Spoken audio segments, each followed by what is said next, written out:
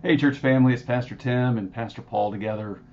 Wanted to take a moment to share with you what Pastor Paul's been doing. Let him give you a synopsis of his ministry at Gracepointe Church, which you have enabled him to do by coming alongside him in the ministries that he manages here at the church, as well as through your faithful support of East Cobb. And so wanted to engage with him and let him share. So Pastor Paul, as we go here, share briefly kind of what you did for the last 8 months or so. Yeah, let me thank y'all for your support and prayers. Rhoda and I really felt it and experienced the support to the grace of God through your prayers. We had a great time. Been 10 months up there at Gracepointe and Cumming. Yeah, it was challenging in that I had to learn about 100 different names and associations, and Rhoda's really good at that too. So that really helped as we, for the first 3 months, just got to know the congregation, what their strengths, what their weaknesses is. I worked with the pulpit search team. That was really that was fun. It was also hard. They had never done it before, as most churches haven't. So that was exciting to lead them and guide them through some of the processes, as well as some insights on the minister that they might need, not just a personal preference, but what the whole church needed. I've been preaching there every Sunday, 3 out of 4 Sundays a month. Mike Rasmussen filled in for me on the first Sunday of the month. I serve communion each month as well. I also trained a theological foundation for 4 officers. There were other men and women that took the theological foundation class, but only 4 of them were eligible to go on for nomination. They'll be doing that in the next coming month.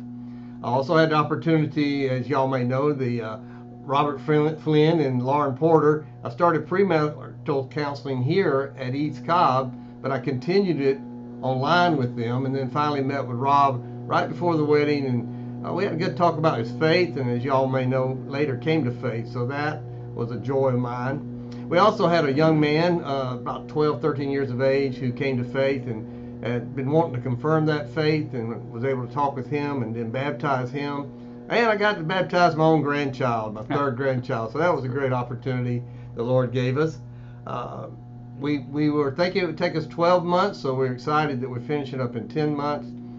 In the meantime, I also got to, if you remember, during the fall, I was able to participate with the youth retreat here at East Cobb, and then I helped out another youth retreat. So our baskets were full. We're resting up now. Need a break. But it's been exciting to see God take care of one of our sister churches. That was a heart desire of mine. Pastor Tim allowed me and talked to the session. We just thought this was a good opportunity to come alongside them and to encourage them in the faith, and to see them now have their new minister. He'll be there this Sunday. I'm going to hand off the baton to him, and he'll be taking it over from there. And I'll be back serving here in the regular service as the Lord wills, and as you need me. So we'll also be looking toward to get life groups going later down in next month, and we'll be talking about that to you another time. So what was the energy output like on a regular week? Energy output. It's pretty exhausting. And knew it would be. And y'all, I got Ted taking care of simulation. I had other people. Gabriel Sagrado was working on the men's ministry. I had the space and place team. Most of my teams were functioning. I was just kind of checking in with them. That was really helpful, as well as working here at the church a couple of days a week. Meeting whoever I needed to meet and working on the sermon preparation is always a tough one, as you know, Tim. You know, what are you going to preach on? Where are you going to go? What do they need? What's the Lord speaking to me about? So in the meantime, there were a few other people I still met leading through sonship and other materials. So it was a full schedule. I already feel guilty, like I'm doing nothing already since I'm not doing a sermon this week. I know it's not true. Rhoda already preach for us, brother. Rhoda already gets on to me. She says, "You always do so much, and you don't think you do much." Well, that's true. I always want to just serve the King in the kingdom. So, Amen. Thank you that I had that opportunity to do that. It's a great Amen. Joy in my heart. That's awesome. So, the challenges of this. I mean, there's obviously the physical challenges, but you're a pastor walking in as an interim. What challenges did you face? What was that like? I think the first challenge I realized after a while was this. I'm just coming there as a hired hand, actually, you know, versus coming in as a pastor. I used to most of the churches I go into, I'm being hired to be a pastor of some sort. And there's a reception, there's a welcome, there's this anticipation. This was more like, what are you going to mess up? What are you going to change? What are you going to change, buddy? Don't you be touching our stuff. Cheese. And I did. I moved some around on purpose. They needed that. I had to break a few patterns they had developed, and because that's going to happen with the new pastors. So part of my job was to take some of their angst and their anxiety and also their grief of losing their pastor.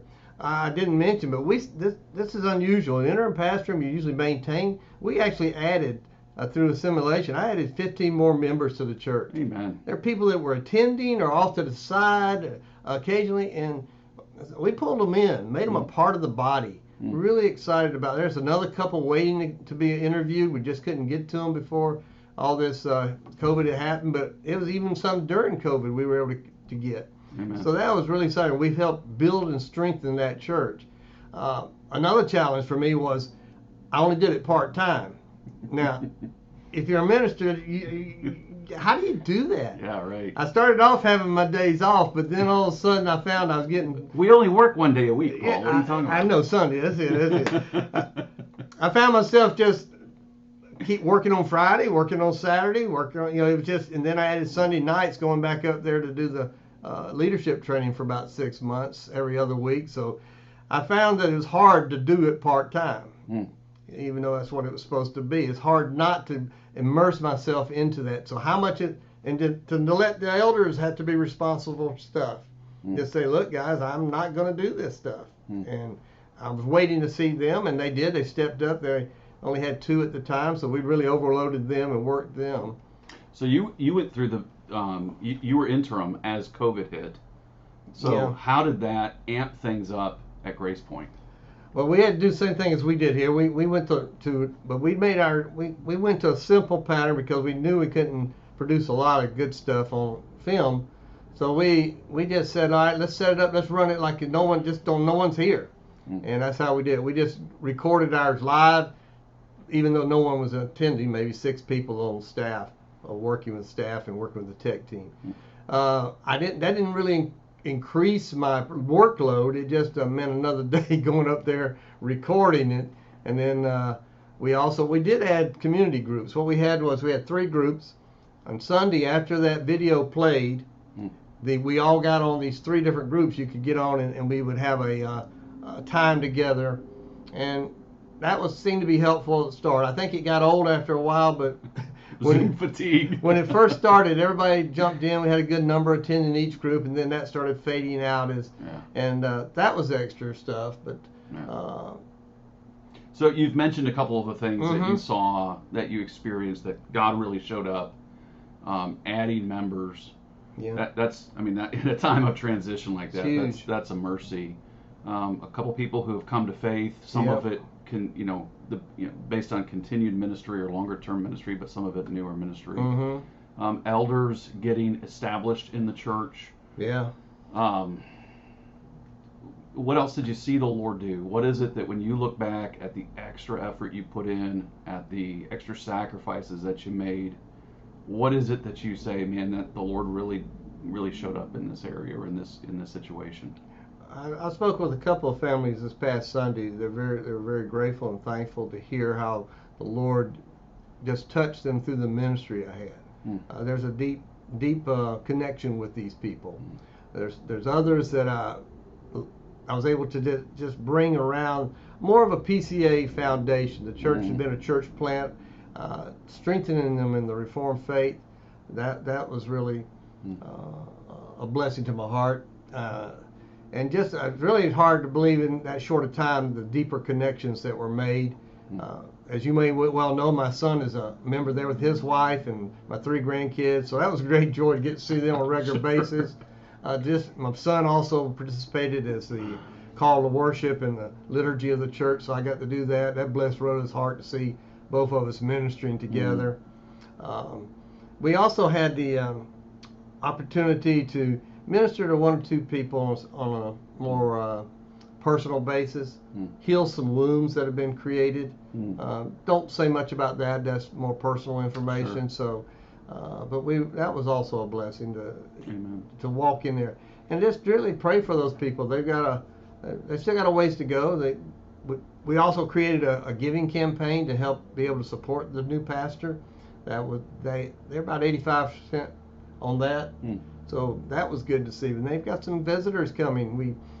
It's just good to see the people say, "Well, we really love you, Pastor Paul, but if you're not going to be here, we don't know that we're ready for another guy." And I was like, "Look, I'm good, but the other guy's going to be good too.